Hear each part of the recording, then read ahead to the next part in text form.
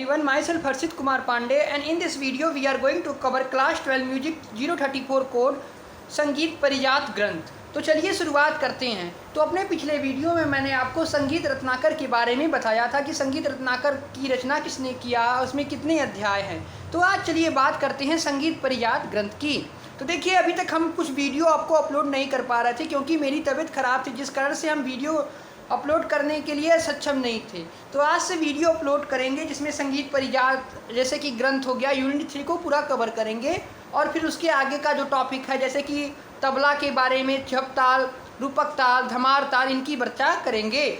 और जैसे कि राग मालकौस, राग बागेश्वरी, राग भीम पलासी, ये जो सब राग हैं, राग भीम पलासी तो आपके सिलेबस में नहीं है, तो क्लास 11th में था। और जितने भी राग हैं इनकी चर्चा करेंगे और उसको गाकर सीखेंगे।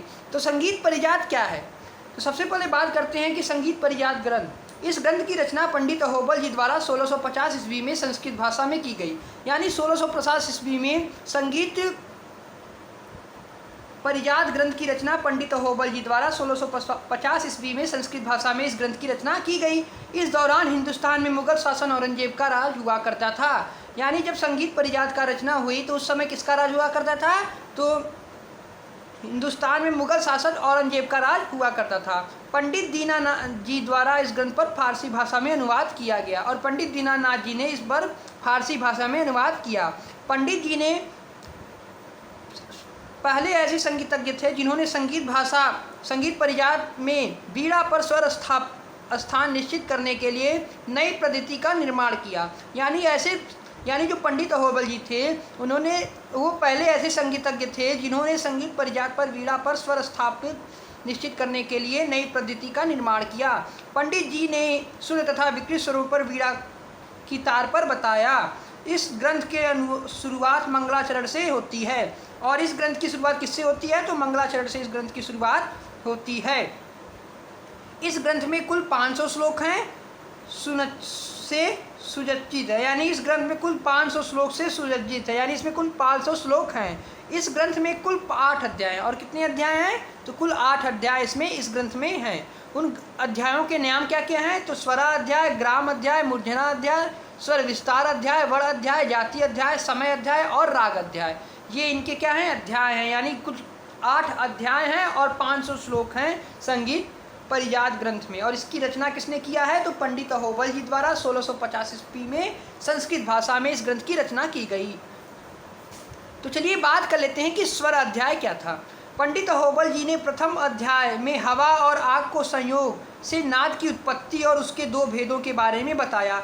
जैसा कि हम जानते हैं कि नाद की उत्पत्ति कैसे हुई, उसमें कितने भेद होते हैं। जैसे कि स्वर और श्रुति में स्वरों को पंडित जी ने साप और सौंप की कुंडली की श्रुति बताया। पंडित जी ने सा और म यानी सा और म स्वर ब्राह्मण, रे और ध स्वर को क्षत्रिय और ग नी स्वर को वैश्य क्या है। इस अध्याय के अंत में पंडित जी ने स्वरों के रंगों तथा रसों के बारे में भी बताते हैं। यानी स्वर अध्याय में आप यह कह सकते हैं कि नाद की उत्पत्ति, उसके 2 भेद के बारे में, जैसे कि सा और म को इन्होंने पंडित जी ने ब्राह्मण कहा है और रे ध ग्रंथ को क्षत्रिय और ग और नी स्वर को वैश्य कहा है। और इस अध्याय के अंत में पंडित जी ने स्वरों के रंगों और रसों के बारे में भी बताते हैं। यानी इसमें रसों और रंगों के बारे में भी स्वर अध्याय में बताया गया है पंडित अहोबल जी द्वारा। ग्राम अध्याय की बात करें तो पंडित अहोबल जी ने अपने ग्रंथ संगीत परिजात में लिखते हैं कि स्वरों का समूह ही ग्राम कहलाता है तथा मूर्धना का आधार होता है। जैसा कि हम जानते हैं ग्राम से ही मूर्धना की उत्पत्ति होती है। तो मूर्धना जो है वो ग्राम से ही उत्पन्न होता है। यही बात पंडित अहोबल जी ने कहा है। यानी पंडित अहोबल जी ने इस ग्रंथ में परिजात में लिखते हैं कि स्वरों का समूह ही ग्राम कहलाता है तथा मूर्धना पर आधार होता है। पंडित अहोबल जी 3 ग्राम मानते हैं: षडज ग्राम, मध्यम ग्राम और गांधार ग्राम। पंडित जी ने तीनों ग्रंथों में से षडज ग्राम को उत्तम माना है। पंडित जी ने सभी रागों में 2 ग्राम पर षडज ग्राम और मध्यम ग्राम पर ही आश्रित माना है। गांधार ग्राम के बारे में पंडित जी कहते हैं कि यह ग्राम स्वर्णलोक में निवास करता है। तो गांधार ग्राम के बारे में पंडित जी क्या कहते हैं कि यह ग्रंथ स्वर्गलोक में निवास करता है। तो गांधार ग्राम के बारे में इन्होंने कहा कि यह ग्राम स्वर्गलोक में निवास करता है। अब हम बात करते हैं तीसरे अध्याय की, जो कि है मूर्धना अध्याय। मूर्धना के बारे में पंडित अहोबल जी लिखते हैं कि यह ग्राम स्वरों का आरोह अवरोह किया जाए, यानी जब ग्राम के स्वरों का आरोह अवरोह किया जाता है तो उसे मूर्धना कहते हैं। यानी जब हम स्वरों का आरोह अवरोह करते हैं, पंडित अहोबल जी द्वारा मूर्धना अध्याय के बारे में उन्होंने क्या कहा, उन्होंने हमको बताया कि मूर्धना के बारे में पंडित जी लिखते हैं कि जब ग्राम के स्वरों का आरोह अवरोह करते हैं, यानी जब ग्राम के स्वरों का हम आरोह अवरोह किया जाए तो उससे क्या होता है, तो उससे मूर्धना कहते हैं। मूर्धना ग्राम पर आश्रित होती है और मूर्धना ग्राम पर आश्रित होती है। उस समय 2 ही ग्राम प्रचार में थे, प्रत्येक ग्राम की 7-7 मूर्धनाएँ होती हैं। पंडित जी ने षडज ग्राम का मूर्धना का वर्णन किया है। अपने इस ग्रंथ में पंडित जी ने मध्यम और गांधार ग्राम की मूर्धनाओं को बिल्कुल छोड़ दिया है। अब हम बात करते हैं स्वर विस्तार अध्याय क्या है। तो पंडित अहोबल जी का संगीत के इतिहास में एक विशेष स्थान है, क्योंकि पंडित जी प्रथम ऐसे ग्रंथकार थे जिन्होंने वीणा की तार पर शुद्ध तथा विकृत स्वरों की स्थापना की। ये बात आप नोट कर लीजिए कि जो वीणा की तार है, जिसमें शुद्ध तथा विकृत स्वरों की स्थापना किसने किया था, तो पंडित अहोबल जी ऐसे संगीतज्ञ थे, पहले ऐसे संगीतज्ञ थे जिन्होंने वीणा की तार पर शुद्ध तथा विकृत स्वरों की स्थापना की। और पंडित जी ने कुल 29 स्वरों को मानते हैं। और ये कितने स्वरों को मानते हैं, 29 स्वरों को मानते हैं। 7 शुद्ध तथा 22 विकृत स्वर हैं, परंतु इन्होंने इस्तेमाल सिर्फ 12 स्वरों यानी 7 शुद्ध तथा 5 विकृत स्वरों को ही उन्होंने इस्तेमाल किया।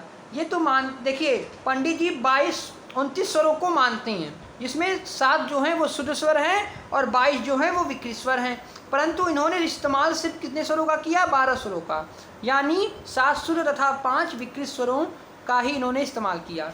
वहीं अगर हम गमक प्रकरण की बात करें या गमक प्रकरण की बात करें तो देखिए जातियों के लक्षण तथा कुछ गमकों के भेदों को समझाया है गमक प्रकरण में। इन्होंने इनके उपरांत वीणा की तार पर शुद्ध तथा विकृत स्वरों की स्थापना बताया है। इसके उपरांत मेल यानी थाट की परिभाषा देने के उपरांत शुद्धा, भिन्ना, भौड़ी, वैसेरा और साधारणी गीतियों को समझाया है। साधारणी गीतियाँ को समझाया है। इसको आप एक बार फिर से पढ़ेंगे तो आपको ये क्या होगा, आसानी से याद हो जाएगा। और देखिए उसके बाद हम बात कर लेते हैं जाति की। तो गमक प्रकरण में 7 शुद्ध जाति जैसे कि षाडजी, आसभी, गंधारी, मध्यमा, पंचमी, धैवती, निषादी और का संक्षिप्त परिचय दिया गया है जाति में, जाति अध्याय जो है।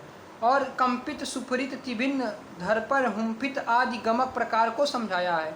और इन्होंने 122 रागों का उल्लेख किया। कितने रागों का, 122 रागों का उल्लेख किया है। वहीं अगर हम समय प्रकरण की बात करें यानी समय अध्याय की बात करें तो समय प्रकरण में उन्होंने अनेक रागों के गायन समय को बताया है। राग प्रकरण के अंतर्गत उसके रागों के स्वर विस्तार और कुछ के स्वरूपों का वर्णन है।